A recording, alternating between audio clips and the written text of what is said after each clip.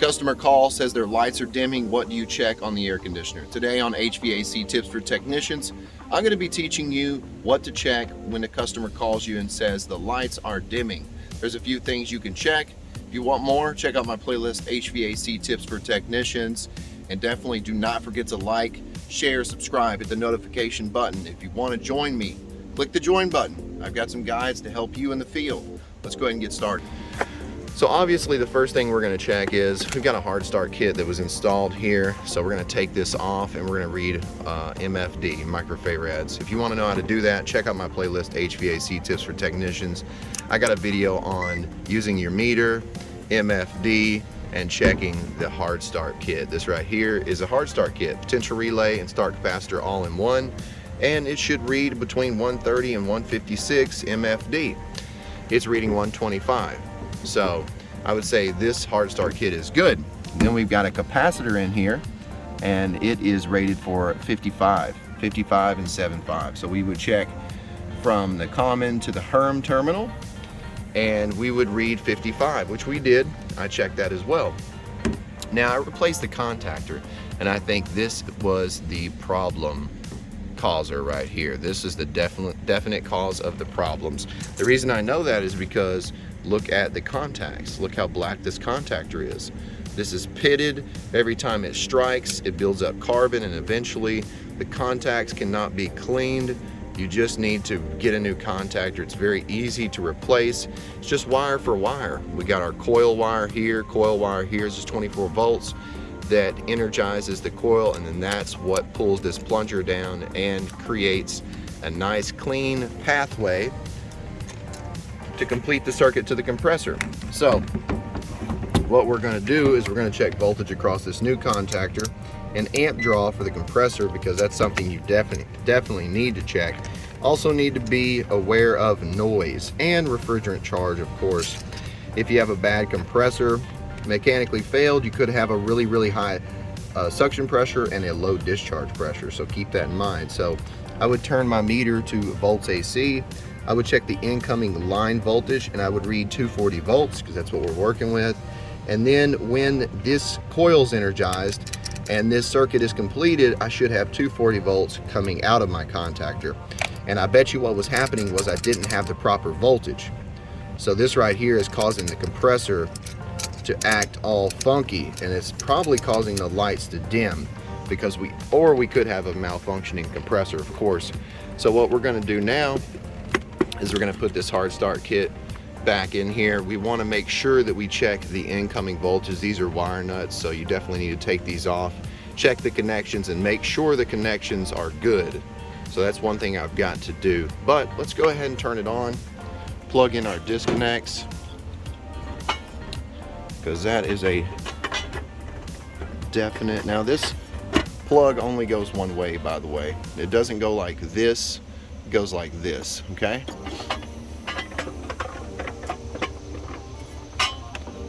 All right, that one's plugged in. Now we got to get this one plugged in. Let's take that off so you can see. All right, it's definitely plugged in now. Unit should kick back on. Now when it kicks back on, I want to turn it to volts AC or AAC. I want to hit select, and then the compressor wires, which are the black and the red, because you got common and run going to your compressor. You want to learn more about a compressor, check out my playlist, HVAC Tips for Technicians. I'm going to be able to read the amp draw. I'm going to be able to read the locked rotor amps, which is something I need to know, and then also the run load amps. Looks like we got some information on the tag here, so we can find out what run load amps for our compressor is. It's 18.6. Locked rotor amps is 105. So if we start up, we should be around a 105, and after we start up, we should be probably about half of run load amps. So if it's 18.6, we should probably be around 9 or 10 on run load amps. So definitely need to keep that in mind. Know how to measure amp draw, okay? This is how you measure amp draw. You want to measure amp draw on each winding, okay? Now to measure the starting amps or lock rotor amps, I need to have my clamp around that orange wire. That orange wire goes to the hermetic terminal, and that's the start winding from the compressor. So I would just clamp my meter around that wire, and I would be able to measure the starting amps of the compressor. All right, and everything should be in range with what the service facts are showing us right here. Run load amps 18.6. But today I was able to find this problem. Sometimes it's not always so visible in your face, the problem. Sometimes you've got to use your meter to make the checks. There could be ants in here and I might not see them, and that might be what's causing the circuit to not be completed, because that's what's keeping these contacts from really being able to be touching. So definitely not touching, it's definitely black and corroded. All right, just a short quick video. I just wanted to show you. We'll let the equipment start up here in a second. This is a heat pump. That's the defrost board. That's a set of normally closed contacts. One side of the line comes in from the contactor, the other side goes to one side of the line for the fan motor. So this is the power for the fan motor right here. Got a couple sensors. One's an ambient sensor, that black wire that goes to that white plug, and then this sensor right here measures the temperature of the coil. So we got a coil sensor and an ambient sensor, and this is the defrost board. This is what handles the defrost. Got a transformer back there, step down transformer, 240 volt in and 24 volt out, and that is what powers our controls, our control voltage. This thing should kick on here in a minute. Let me know if you have any questions. Leave those in the comments. Really appreciate all of my members, and thank you so much for everybody that's subscribing to my channel, leaving me wonderful comments, telling me to keep doing videos. You're the reason I keep doing videos. So let me know what content you need the most, and I will do my best to get that content to you. Come on now, let's kick on here. You can do it.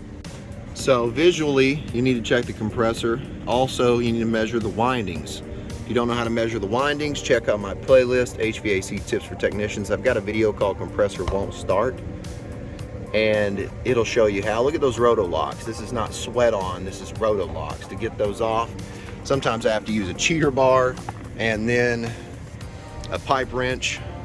To measure windings, real quick, just want to tell you how.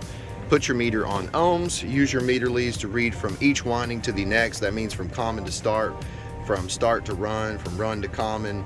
All the resistances should add up. So you should have something like 1.1, 2.2, and 3.1, something like that. They'll all add up. If they don't add up, then something's wrong. Or if they are shorted to ground, that means you're checking from your meter lead to ground to all the windings if you have a resistance reading. Or if it's OL, then you could have your protection device could be open on the compressor, or something could be wrong with the windings. So also, compressors can mechanically fail. So that means it might not start. You might hear a loud or it just might not start. So sometimes compressors just mechanically fail. Turn meter on AAC, hit select. Now I'm going to put my clamp around the run winding. It's pulling 11.2, and then around the common winding, if I can get that wire out, may need to pull it out a little bit. Oh, all right. Now around the common winding is select 11.4. So that's pretty good, especially since run load amps says 18.6. So we're in good shape. Compressor's working nicely. Now one last thing we're going to check. Oh, definitely don't need to throw my meter on the ground.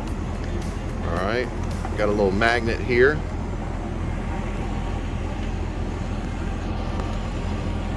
Turn it to volts AC and check the load side of the contactor. 231 volts going to the compressor. And then check the line voltage, 231 volts. So we have got proper voltage across our contactor. This is what you check if your lights are dimming. Brief summary: if the lights are dimming, that means that you have a problem, and it has to do with the largest motor in the air conditioner itself, which is the compressor usually. And that means that either the starting apparatus has failed or the components that send power, which is the contactor, have either failed or are malfunctioning, and these components need to be checked properly. So you have to have the right tools and you have to have the know-how. So I hope this video helps you to be able to troubleshoot better in the field. Definitely have your gauges. You need to check the pressure. This can affect your compressor as well. You need to make sure there is refrigerant and that the pressures are right. You need to make sure you know how to do superheat and subcooling. If you don't, check out my video on charging, and this will be able to help you to learn more about that. So leave a comment. Thanks for watching. This is Tad reminding you, I'll keep you cool if you let me.